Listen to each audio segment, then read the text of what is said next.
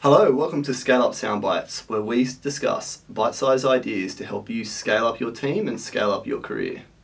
I'm Sam Elderfield, co-founder of Scale Up Recruitment and your host. Today I'm joined with Paul Napier. Paul is a principal engineer of mobile applications. He's also been a mobile technical lead for the better half of a decade for companies such as Southern Cross Austereo, Woolies X and Channel 9. I've known Paul at a professional level for the last 3 years and have learnt a great deal from him. He's here today to share his wisdom on how you can build your career, particularly in mobile app development, but also develop into a leadership position and overcome self-doubt. Paul, welcome to the show. Thank you. Okay, so to kick things off, you've come from, I guess, probably not a traditional software development background. Yeah, that'd be right, yeah. How did you transition into a career in software development and more specifically pick mobile application development for your career? My career is a bit of a weird one. I started off, if we go back all the way back to university days, I studied Russian and management studies. So coming out of university, unless I wanted to go into the mafia, there weren't exactly many jobs available for me. So I went into sales. Clearly, I'm totally skilled at something. I'll just go try sales out. So I went and I started at a company which was selling IT training. And I did really well. Became a good sales guy. It was also another reason behind it is that I'm a massive introvert. And so it helped me to kind of push myself beyond the boundaries so that I could become more comfortable in having conversations and get a bit more business acumen around things. Yeah. But as I then got promoted up to sales management, I went from doing day-to-day sales to just doing admin. Right. And one of the things I absolutely hate is doing the same thing over and over again. It drives me insane. So at the time, we were using Excel sheets. So we didn't even have a database. It was just connected, or even not connected, completely disconnected as Excel sheets to say, oh, these are all the sales that we brought in, and had to go through to the invoicing and all of that. I really felt sorry for everybody that had to look at these Excel sheets because they're filled in by salespeople who are rubbish at filling in all the details they need to. But my day went to just admin. Yeah, right. And so frustrating. So I taught myself VBA to automate all of the processes, so I could build all these reports out. Because basically, I had to just build reports constantly. So I just automated all of that. So I took it down from like 90% of my day just being admin to being 10% of my day and just clicking a button and running it, which was great. It meant that I could get to do more time hands-on working with my team, but I caught the bug. Yeah. At that point, I was like, I really want to be a developer. Yeah. So over time, I kind of taught myself a few different languages. So I knew a bit of C, C#, VB, and so forth. And then the iPhone came out. And I just thought, I want to do that. That's the future. And so I taught myself Objective-C. And I built an application. It was called My Credit Score. It ended up being the largest credit scoring app in the UK at the time. It got to the number one in the charts and the finance charts. No way. Yeah, it was pretty cool. I built another app which was just a game for Mancala. It was an African game called Awari. And I just really enjoyed it. And then I was like, okay, sod it. I'm going to transition. So I got a job actually working as an Android developer for EPOS systems. So I had to teach myself another language, which was Java. Yeah. So I'm going to round myself out here because, there's not many people in the market that are going to do both the languages, both the platforms. I said, I'm going to work across both of these platforms. So I taught myself Java as well. And then there's a whole mishmash of different things, but eventually I just ended up moving to Australia. Obviously I'm from the UK, this is all happening in the UK, and I was like, actually, I went travelling, came to Australia, loved it, stayed, got a job. I was the mobile application developer for a company called We Are Social, where I was just building out both iOS and Android apps over there, Objective-C and Java. And then down the line, years later, I've learned a few other languages, Swift, Objective-C, Java, Kotlin, and JavaScript or TypeScript are kind of my main go-tos now, with a few other peripheries on the side as well. Yeah. Okay. Cool. What advice? So yeah, that's definitely. So you didn't have a software engineering degree. Didn't even do any sort of study. You sort of did it all by yourself. So yeah, completely, I guess, non-traditional way of getting into it. And it sounds like a little bit later in your career, because there are like lots of kids or lots of these IT prodigies that have been coding since they've been like 5 and just had the computer lying around. And they just been doing it. So that wasn't you. Well, it's funny you should say that, but whenever I was a kid, I did used to code in BASIC on the Spectrum 48K, I think it was. Okay. I think it was BASIC. I'm not entirely sure. Yeah. But I just remember writing out some programs and watching the colours dance on the screen. But that was whenever I was like 9. Yeah. And then I didn't touch any code again until I was like 25. Yeah. Okay. So years went by before I did anything else. Yeah. So you don't have to be that person who have been doing it for a long time to get into it. Not, no. Okay. Cool. That's great. That's good. I think that gives a lot of people hope and I guess reassurance that they can move into it. What advice would you give people looking to transition into software development? I guess the first thing is kind of set yourself as a goal, right? This is, if that's what you want to do, just make sure you want to do it, right?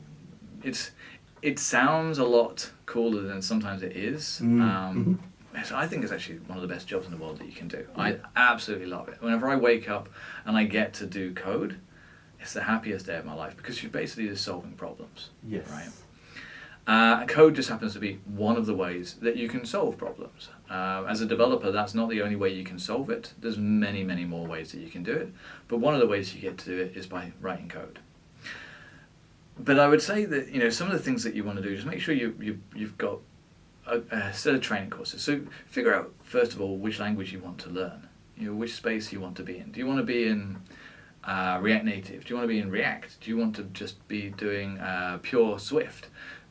Choose a direction and then support yourself with training courses. Go to meetups.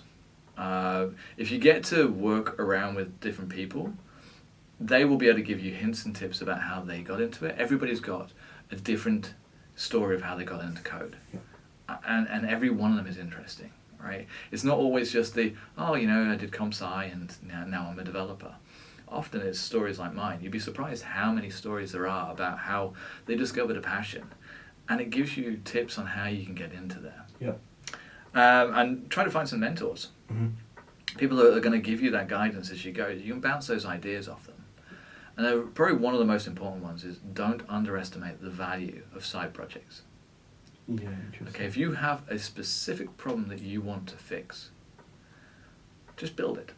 Yeah, okay. Just put it on GitHub, put it on GitLab, wherever you want to host it. You get to learn all these different technologies because you break it down into small chunks, and that teaches you these different things. Now, coming from my background, if there's other people that come in from the same background, what you'll find is that people understand the concepts, if not the names. What you get with the kind of computer science background is you get the names. So people understand the principle of abstraction, encapsulation, polymorphism, all of this stuff, but they don't know the names for it. They don't know the technical names. So whenever somebody from a comp sci background comes back and goes, "Oh, do you know abstraction?" They're like, "Oh, no." Yes. So then they describe it to them and go, "Oh yeah, I know that. I do that." Yeah. Right? That's the big difference between the two. Okay? Yeah, so it's like the hands-on learning and application of it versus the book smarts knowing the title of it sort of thing. Or that's what it is. And don't be afraid with, you're never going to write the perfect code. No. Yeah. There is no such thing as a perfect code. Right. Uncle Bob has a great phrase of there's 3 yous. It's past you, present you, and future you. Okay? Your current you looks back at past you and is like slapping the forehead looking, what did I do? But imagine what future you's going to do. They'll do exactly the same thing. To you right now. Because you're continually learning and you're growing. And so whenever you get to your future state, you'll look back at what it was and go, well, that wasn't good, but I've learned more since then. Yeah. Right? You're always in a state of learning, especially in what we do. Yeah, okay. So continuously learning and improving. I think, that's a very, very good point. And having that, I guess, allowing yourself to make mistakes, allowing yourself to realize that you're not going to be perfect. Yeah, you've got a bit of a mountain to climb, but you're going to have some fun along the way because this is what you want to do. I think you actually hit a nail on the head there, the fun part of it. Yeah. Never forget why you got into what you're doing. Yeah. Right, you got into it because you loved it. And that's the big difference, and we'll probably touch on this a little bit later, but the big difference between somebody who comes from a computer science background and somebody who comes into it from, say, a self-taught background is that they showed a passion for something and they are really keen to continue learning and growing. Whereas often the people who come from the computer science background, and this isn't always 100% true, but they got into it because they thought it would be a good career. Yeah. And that's not necessarily going to lead to the same outcome. That makes a lot of sense, because you have multiple reasons of why you think it's a good career. It could be like influence from your parents, influence from other people, influence from, just seeing people on TV, that sort of thing, You know, obviously we've had conversations before where I truly believe in attitude over aptitude. Yes. They've got to have the right attitude, because I can teach anybody anything, right? And they can teach themselves anything if they have the right attitude. But if they don't, it doesn't matter how good they are, they'll never really be a great person in any team, in any sphere, never mind just code. What in your experience, or I think in your opinion, would be the right attitude? So curiosity, always being willing to just challenge yourself, to learn, to grow, like not being... Okay, you can be afraid, but there's a difference between fear and courage, right? So you can be afraid of doing something and not do it. Or you can be afraid of doing something and go, well, do you know what? Just because I'm afraid doesn't mean it's going to stop me. Great quote I read the other day, but your first everything is bad. It's so good. So the Russians have a phrase, so I speak Russian. Yeah. Obviously, I told you about it earlier. Первый блин корма. Okay. Which basically means your first pancake is bad. Right, okay. Right? You try cooking a pancake, that's what happens. The very first one, it comes out bad, but the next one, and the next one, and the next one, and the next one, and the next one, each of them comes out better than the last one, right? You have to make the first mistake before you can cook the perfect pancake. Yeah, okay. That makes a lot of sense, and pretty good analogy. So realising that it's not going to be perfect, it's not going to be perfect, but we're going to do it anyway. Yeah, and we're going to see what happens, and knowing you're going to get another shot at this. And just being open, being honest, being authentic, being yourself. Okay. Right, it doesn't hurt. There's things that I truly believe... That's the attitude, being open, that makes a lot of sense. I truly believe that, so I do a lot of interviewing. Yeah, of course. Scale-up recruitment. I do a lot of interviewing. Whenever I do the interviews, the first thing I open with is that I want it to be a mutual discussion. I want them to feel like they want to join the organisation, not they just want the job. They want to work with someone like me. And the same way, I want to connect with them on a human level, right? I don't want to be that kind of, again, a robotic boss. We need to connect on a human level. Yeah. Right? And that's the kind of the important part of it, really, is being able to understand and establish the boundaries that people are willing to be, and breaking out from being the authentic selves. Yeah. Look, we can have a conversation. If I don't like you and you don't like me, well, that's fine. It's fine. Just move on, right? You don't want to change who you are to come and work with me. No. I don't want you to do that. No. It's a big thing to do. Right? Yeah. So if at the end of the first conversation we don't like each other, that's good. It saves a lot of time. Absolutely. They can go somewhere else. They can do whatever they want to do. They can go into an organisation where they're going to fit in better. Yep. Right? But I don't want them to pretend to be something that they're not. Sure. And then we start, and then we realise we don't like each other. And then, everyone's wasted time. Yep. Yeah. Okay. So be authentic. I think that's the principle you should live by. Sounds like a great piece of advice, I think. And I think, you can often get in your own way. I know, especially when you're growing up, you try to, well, I personally did try to mimic others or do things that you think people are perceiving you of. Whereas I think you do and would have saved a lot of time if you were, or if I was, my authentic self in those situations. So, yeah, I think that's great advice. Yeah, all right. Okay, cool. I think, touching on this, I think we're going to stick with this topic before moving on to like the technical side of things. So, what challenges do developers face, and particularly what you face potentially when you moved into the leadership roles? Yeah, no, there's lots of different levels within development. It depends on which company you go to, which one has a different name for it. Uber's got their own structure, Google's got their own structure, Yeah, sure. But irrespective of that, it's kind of like as you move through the levels of seniority, there's a bit of a misunderstanding from, especially when you start off as a junior developer, about what it means to be at that next level. Mm-hmm.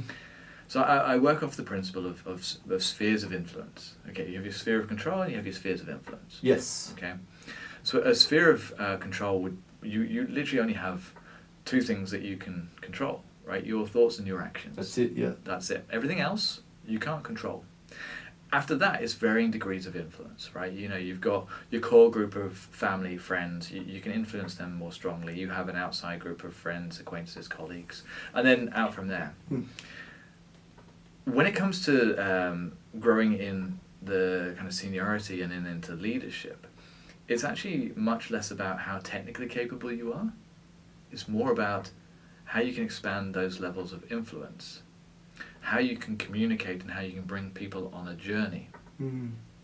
So I've helped with juniors becoming mids and mids becoming seniors by working with them to help them to start influencing different people in the business. Yep. You start off very small. Okay, the members of your core team. So if you work on an Android team, well, it's the people on that team. But then you might move out to the Android and iOS teams. Then you might move out to the Android, iOS, and web team, the whole digital team, the whole technology team, the whole company, right? When you become an established name or brand, people are more likely to come to you as the go-to because they respect and understand your seniority in the topic, not necessarily in the technology. You'll be able to do the technology, but being the most senior person in the room doesn't necessarily mean that you're the best coder in the room, okay? So you can go really deep in the code, but that doesn't necessarily make you a senior either. Right? So you have to have a kind of a balance of being able to be a good coder, but also being able to be a good communicator. And that's one of the most important things. What techniques can people use to develop that? Again, it kind of goes back to that same thing we talked about earlier on, is just not being afraid to speak up. Yes. Also remember, in what we do, we're really fortunate in the world that we work, at least in the worlds that I've worked. There is, there's the idea of everybody respects everybody else. It doesn't matter how young or old, how inexperienced or experienced you are, everybody has respect for that person because we all come from different backgrounds. My viewpoint's not necessarily the correct one, right? I can learn from somebody who's only just come into the business, who is a junior, because they come from a different background. Their experiences are very different from mine. And we can, if they're not afraid to speak up, as long as we, as well, the rest of the business, practice that level of respect, then everybody's got a safe space where they can surface those ideas. Okay, some of the ideas we're not going to work with, and we can help you to train you on, like, this is the reasoning, this is the reasons why, all this sort of stuff. But if you don't surface your concerns, if you don't surface your questions, if you don't surface your ideas, well, we're never going to be able to do that. Yeah. Right? So be open to both receiving feedback and to give feedback. Ask questions. You'd be surprised how many times I have to iterate that, especially with the more junior ones. As you see people going up through the ranks, you don't have to get them to ask questions as much. They do it naturally. Yeah. But you kind of have to tease that out. Yes. So always be willing, every single meeting you go into, be prepared to ask at least one question. Doesn't matter what that question is, just ask one question. And then you'll start to feel confident about who you're talking to and how it works. Yeah. it kind of gives you that snowball effect. Once Mm. you get that one under your belt, could lead to more questions as well. And Absolutely. yeah, it's that practice. And yeah, falling back on what we talked on before is like, don't be afraid to make mistakes. I think. Absolutely. Yeah. Okay. And I think you asked about leadership. Mm. The other side of the story is moving into leadership is challenging, because you have to take a step back from doing more of the hands-on code. Okay. And if you are a passionate developer, Yeah. you miss it. I do miss being hands-on in the code, getting down and dirty, seeing a problem, getting into the nuts and bolts of it and trying to figure it out. Yeah. I remember these days whenever there was a massive crash in one of the apps, and it was just me diving really deep into it to find out there was a mutex lock and how I could fix that, and all this sort of stuff. That's the cool part. But if you step away from that, you move into more leadership roles. It's more about enabling other people to do those things and to give them the space and the time, the training and the education to allow them to do that, and the freedom to make those mistakes. And the backing, so they know you've got their backs. That if they do make a mistake, they won't be held responsible for it. Mm-hmm. That the buck stops with you, not with them. Mm-hmm. I think I've talked to you before about my umbrellas. Yeah, I think we spoke about this before, but Okay. tell us about it right now, please. So I got this from somebody a while ago, a long time ago, but I call them my shit umbrellas. Right. Okay. Okay. Yeah. So the idea with the shit umbrella is that you put your umbrella up and you stop the shit from falling down on top Sure. of people, right? That's it. So all you do is you either shit shield or you shit umbrella the team underneath you. Your role as a leader is to enable them to get on with what they love to do on a daily basis, to give them the support, the resources they need, whilst you soak up the crap that's falling on top of you. And if you're lucky, you'll get somebody above you who's doing the same thing as well. Fantastic. Yeah. That's a beautiful organisation where you can work somewhere where instead of having a shit funnel, you've got shit umbrellas. I love it. Okay. Yeah. That is an organisation to work in, and that's a cultural thing. And I've been very fortunate to either have worked in organisations like that, or to have seen organisations become that. Yeah, that's fantastic. I think we you talked a lot before about the different organisational cultures, or we sort of touched on it where you had people from different backgrounds and you're fortunate enough that everyone was able to speak up, and I think there's a lot of people out there that I speak to anyway that don't have that environment, so they're probably experiencing the shit funnel syndrome or the shit funnel culture. So those cultures start at the top. Mm. Now you could be lucky and you end up with a manager who goes, well, no, that's it, I'm going to stop that, and my team are going to have that umbrella. Yep. And if you get that, you've got a great manager. Yeah. Or a great leader, or whoever it is, right? But sometimes they can get beaten down by the amount that's being funneled on top of them. Yeah. So I guess also be empathetic as well to your leaders. Yes. Because you have no idea what they're going through. That would be a big one. If they're good to you, it's a big one to respect them for, because they're helping you to be the best version of you that you can be. Yeah. Okay. So self-doubt's a big issue that a lot of people face, particularly those in the tech space. And, when I speak to people who come from a non-traditional tech background and they're going up against people for leadership roles that had that background, or, even just come from not even from a university background. I know you've gone through. Have you gone through this before? Have you battled self-doubt? Every day. It never goes away. It never goes away. It never goes away. Fair enough. What how do you combat that? How do you deal with it? Maybe it's something you can't combat, you just accept. It's a hard one because everybody's different. Yes. Everyone is very, very different in how they can approach these things. How I deal with it is not necessarily the way that other people do it. We touched on it earlier when we talked about fear and courage, right? If there's a sticking point and I feel like I'm afraid to do it, usually that means it's something I need to do, right? I need to break through that barrier. I've told you before, recently I've launched my own startup. Yep. That's incredibly scary. Like putting something like that out into the world, it's like saying, here's my child. You send it to daycare and you're worried that the teachers are going to come back to you and say, your kid's dumb and ugly, right? But you have to do it. You have to break through that barrier to try to put yourself out on a limb. And surprisingly, what's the worst that can happen? Yeah. Right?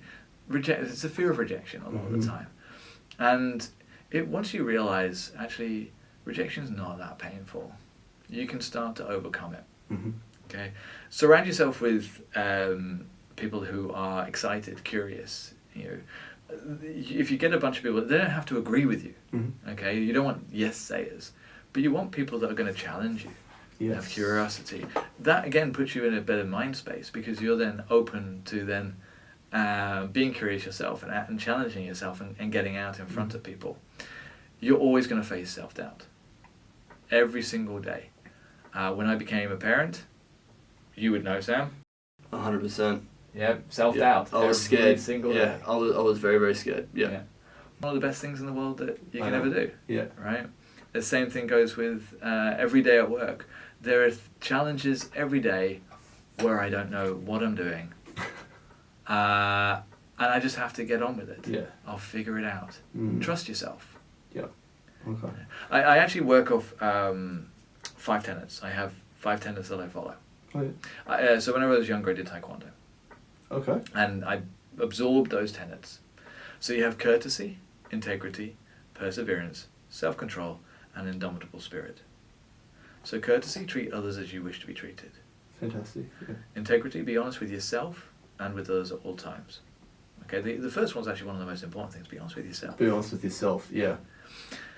Self-control, well, it's an obvious one, right? You don't have to be restrictive on yourself, but control yourself. Mm. There are certain instances where you're going to get angry or flare up. Like, hold yourself in and keep yourself accountable in that area. Perseverance, like people used to call me a bit of a dog with a bone. Once I've got a problem, I will just chew it until I've figured it out. Mm-hmm. And it's helped me to get to where I am, because every day there's a problem, and I'm like, I'm gonna figure it out. Yeah. I'm gonna figure it out, right? And then indomitable spirit, and this is where it comes in with the self-doubt, is that people are going to try to beat you down. They're not going to do it consciously, but they have goals. Your goals aren't necessarily their goals. Yeah, particularly when you're working in an organisation. Yeah. Absolutely. And so don't let yourself get beaten down. Right? Just absorb it, learn from it, and move on. Mm-hmm.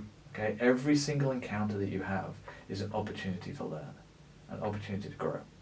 So it sounds like there's a lot to do with developing a good relationship with yourself. Yes. From those 5 what did you call them? Not metrics, but Tenets. tenets. Yeah. Tenets. So developing a good relationship with yourself and understanding of yourself, allowing yourself to, make mistakes as well. I think is a big one. Okay, cool. All right, I wanted to bring it back to, I guess, the technology that you've encountered over mobile application development, and you talked about your startup, which I think we're going to explore after this, which I'm excited about. But, over the 10 years that I've been recruiting, I've done a lot in the mobile development space. I've seen waves of technology, Objective-C going to Swift, Java to Kotlin, and then like the challenges from hybrid technology. So there was like Cordova and a few other ones as well. Before I think React Native came onto the scene, and now more recently Flutter. And I think these two are the more dominant hybrid application development that I'm seeing in the market and being adopted by companies. I guess, what are your thoughts on the history of it, pros and cons of hybrid versus native mobile app development? So I've done both. I've done native and I've done hybrid. When I was at Channel 9, we initially wrote 9Now in native, so Swift and Java. And later on then I made a pitch. So I should thank the person who was my manager at the time. They introduced me to React Native. Of course, being a native developer at the time, I was like, oh, cross-platform, that's no good, all that sort of stuff. So I was like, nah, it's not going to be any good. There was a bit of a situation where I had to go and work from home for a period of time. And while I was working from home, I was like, sod it, I'll learn React Native. And I was hooked. I think it's great, right? So I found that you could really rapidly prototype, and you can move from prototype to production really fast using React Native. So I came back in and I made the pitch to the company, and we then took it from being Swift and Java as separate applications, and we rebuilt it from scratch using React Native. And it's a beautiful product now. Yeah. I've worked in React Native in other areas as well. My startup, as you've seen, that actually is a tool for allowing designers to create the UI and UX and release it into production applications. And I've done a whole bunch of other things in React Native as well, like my own applications. So I really liked React Native as a way of building cross-platform apps. Flutter I haven't done any work in. Sure. I have done some research and so forth. The big difference between the two is really to do with technology silos. Flutter's great. It uses Dart. But the reason that I have, whenever I'm working with teams, if I ever move across to a cross-platform solution, is to do with technology silos. Now, technology silo, if you think about it this way, is, let's say we have a mobile team that's native. Yes. And you have iOS developers and you have Android developers, yeah. Unless they can program in both of those languages, which is a rarity, then they're not going to be able to help out in times whenever one of the teams is struggling. Okay, so if you've got capacity planning, let's say one of the resources leaves or goes on holiday, somebody from the iOS team can't come to support the Android team or vice versa. Now, both React Native and Flutter solve that problem. Okay, you turn it into a much more flatter structure where you have resources that are able to move between both of those platforms simultaneously. You're also deduplicating the work. And that's another story, but that duplication of efforts goes way up the chain. It goes even beyond the product person is the kind of the stop. They're the entry into the delivery process. But even them and the people beyond them have duplication of efforts whenever you're working across multiple platforms. But you do deduplicate work with both of the cross-platform solutions that you're mentioning. I've worked with PhoneGap and Cordova and Xamarin and Xamarin's the other one. Yeah, I've worked with a bunch of these other tools, and I could go into the details of each of those. KMM, I think it's called Silver Bullet or something like that, which is the Swift one. I can't remember the exact name of it. But what happens though is that you still have a technology silo when you use Flutter, because let's say that you have a web team that's using React. If they want to come and work on the mobile application or vice versa, they will have to learn a new language. Yes. And a new framework to do it. But if you're using React Native, the skills of a React developer equate to the skills of a React Native developer. Yeah, okay. You can use package management systems with NX. You can write automated tests using Playwright. Mm-hmm. You can use PNPM or Yarn or PM or NPM to do your installations and your updates. You can use scripts and patches. The same way works across both of those two teams. Yeah. And although you might not ever have that, it gives you the option to do it. Now, at one of the places I worked, we did that. Yes. Web people would come across and work on the mobile, and mobile would go across and work on web. It wasn't mandated. It was a secondment if they wanted it. Mm-hmm. It was an opportunity for them to learn and grow.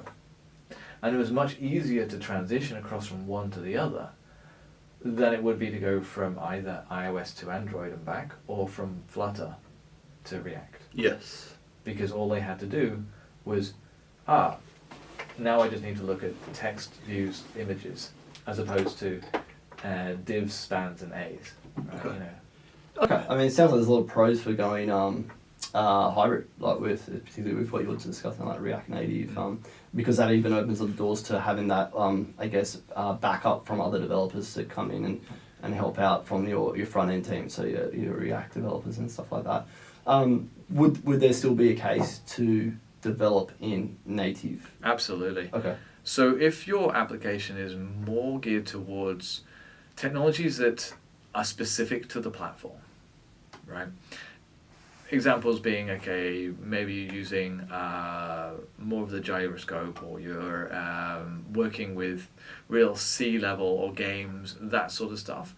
That's more close to the bone. You're more likely to want to use a native technology for that. You can put a layer on the front, which is just the UI and the UX, but then you have to write bridges that go into each of the areas anyway. So it really depends on the level of sharing that you want between them, right? If it's 10%, well, it's still, is it worth doing that work? Whereas if it's 50%, you've probably done a tipping point to get over to it and say, actually, no, we can do that. For a lot of applications, most of it's just front-end interfaces. Okay, so it's a presentation layer. Yes. And the data layer is supported by the API usually. Okay, so if your data layer is supported by the API, you can use any technology to present that layer, and it's about whether or not you feel like you want to write the code twice. Again, that's the thing that got me into code. I hate doing the same thing twice. Of course, yeah. And so I've found that for majority of the time, you can write an exceptional cross-platform application. There's fears around performance. Okay. Now, when we used React Native 5-6 years ago, it was very much, it wasn't in its infancy, but it was definitely a lot less robust than it is now. Yeah, okay. Now there's such a substantial support for both Flutter and for React Native. Yep. There's a lot of packages out there that can be used. There's developers and there's forums and all of this sort of stuff. So the support is there, and the performance, I've said to people before, you can write bad code in any language. You can write unperforming code in Swift. Yeah, of course. Right? It's about how you structure the code and how you write the code. And that's what makes the difference, not the technology that you're necessarily using. Interesting. Okay. No, that makes a lot of sense.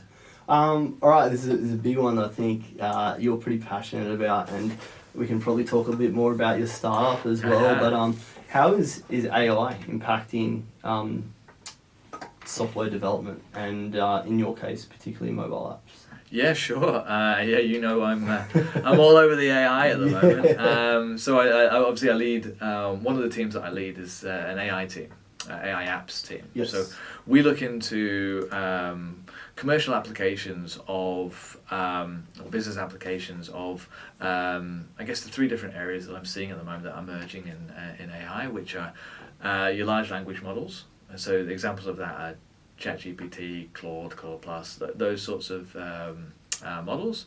Your generative AI, DALL-E, VALL-E, text to image, text to video, text to audio, so that kind of generative AI. And then autonomous agents, which are these new tools where you can give it a task and it will go off and perform all the steps necessary to deliver that task for you. So if you think of large language models, it's a conversation, right? Whereas autonomous agents, it's more of a task-based system, so they become your AI assistant. Think Jarvis, if you've seen the Marvel movies, that sort of thing. Okay, yeah. Yeah. So seeing that kind of emergence of AI, and it's having a huge impact, obviously, across every industry, not just code, right? Copilot's in existence. Microsoft has opened that up for developers. I use that on a regular basis. It's brilliant. Is Siri one of these examples? No. So Copilot is a tool that can do code completion. Oh, wow. Okay. And it can give recommendations. You can do things like add a comment in describing what it is that you want the function to do. Next line down, it'll then write the function for you. So it accelerates your development speed. Okay, it doesn't always get it right, but it does give you that chance to move faster. And I guess that's the biggest thing around AI. There's a lot of fear in the world of, is it going to take our jobs? It's not so much it's going to take our jobs than it is it's going to take away the parts of the job that you don't need to do. Again, moving back to that same premise that I talked about of doing the same thing over and over again. What I've seen is now a combination and the power of combination of low code and AI. So low code is where you can create abstractions.